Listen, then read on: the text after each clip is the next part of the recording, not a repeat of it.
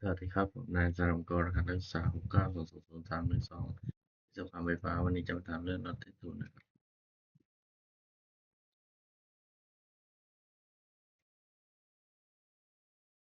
เปิดโปรแกรมนะครับ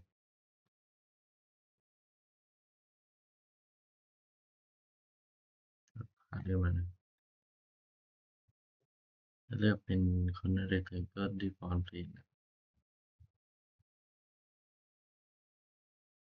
เป็นธรรมดานะ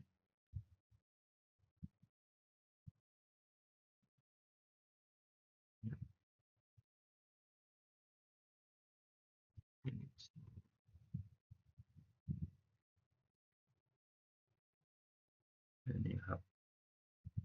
กด Extrude นะครับ Extrude ไปทางด้านหลังเรียบร้อยจะได้แบบนี้ขึ้นมานะครับยังจะเลือกเป็นส่วนของหน้านี้นะครับกดสเก็ตนะครับเลือกคอนเนอร์เรคแทงเกิลนะทำในลักษณะนี้ขึ้นมา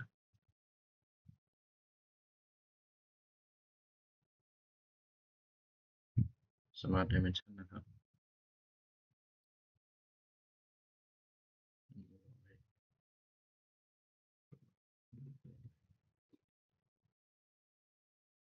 ก็จะมีตัวนี้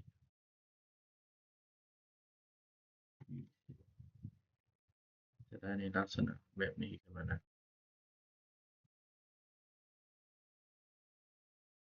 เราจะใส่กันนะครับเพื่อเป็นท็อปเพนนะครับ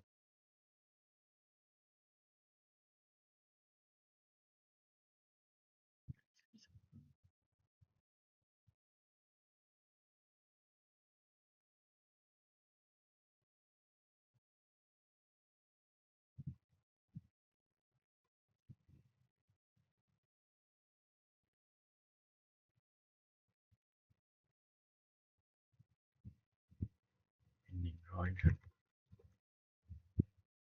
ประตูนะครับนี่จะเลือกสเก็ตดีเพนนี้นะครับสร้างวงกลมขึ้นมา1วงครับบอกขนาดนะครับ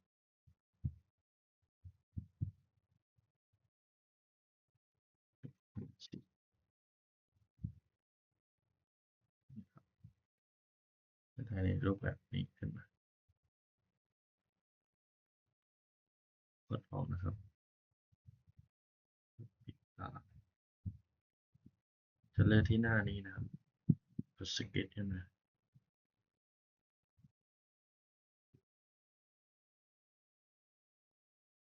จะเลือกเป็นตัวนี้นะครับเพื่อสเก็ต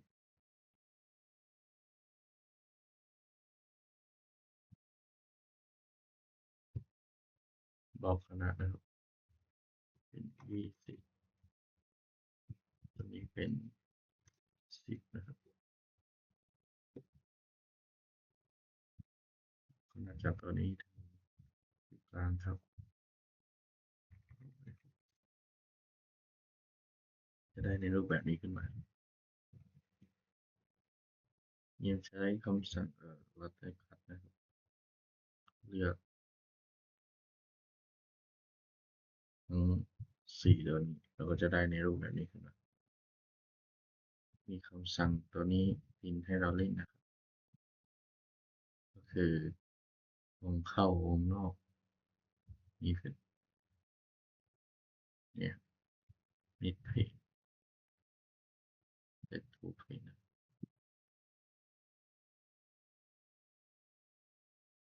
ลองดูว่ามันไม่ให้อันเดียวก็ได้ลองนะครับ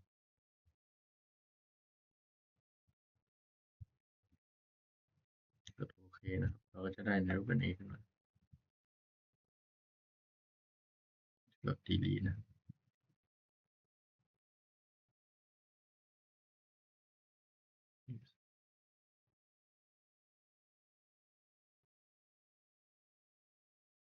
ทีนี้ผมจะกด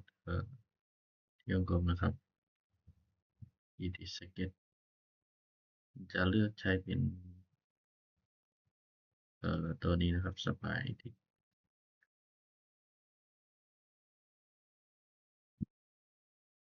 เป็น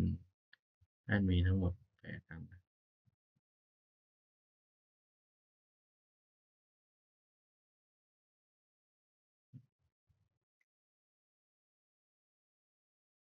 จะได้รูปแบบนี้ขึ้นมาเลย8 อันนะจะเลือกเป็นตัวนี้ด้วย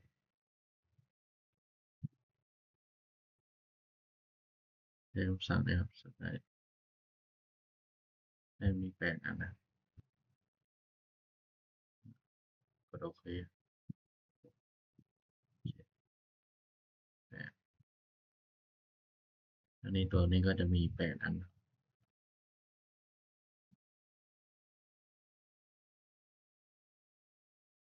ตัวนี้ด้วยนะครับคำสั่งเข้าไปที่ Sketch Tool เลือก Split Select นะ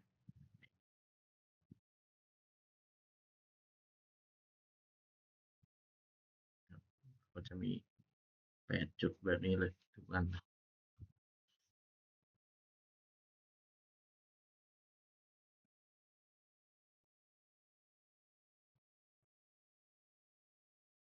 และสามารถทำลายขึ้นมาแบบนี้ได้นะครับบนข้างใช้เป็นเอ่อ 3D Sketch นะครับเลือก Spline ครับจุดนี้จุดนี้ก็จุดนี้นะครับตัว S10กดออกนะเราจะทำทั้งหมดทั้ง8 จุดเลยนะครับ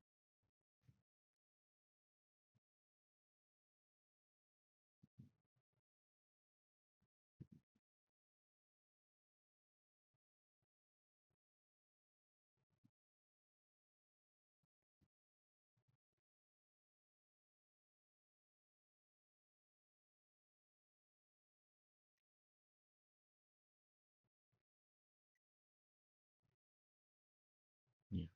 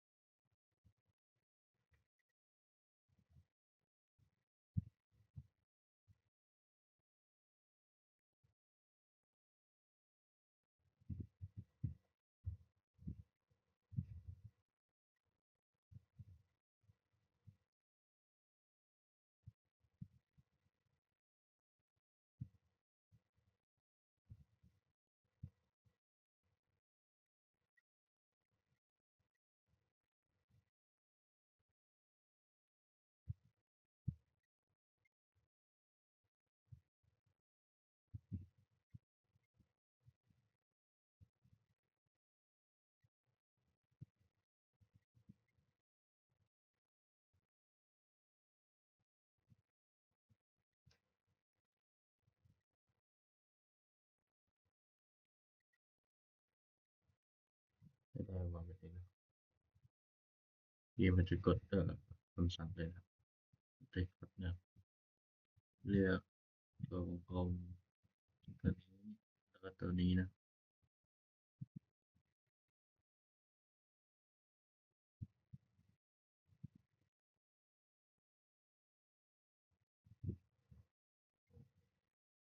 ต้องสลับที่นะ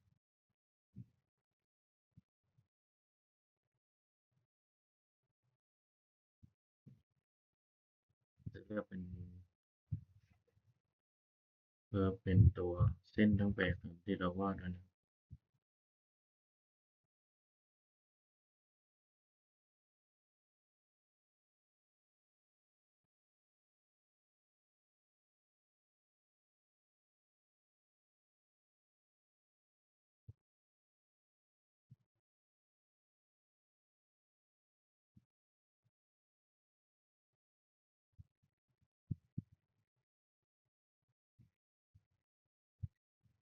นี่ครับ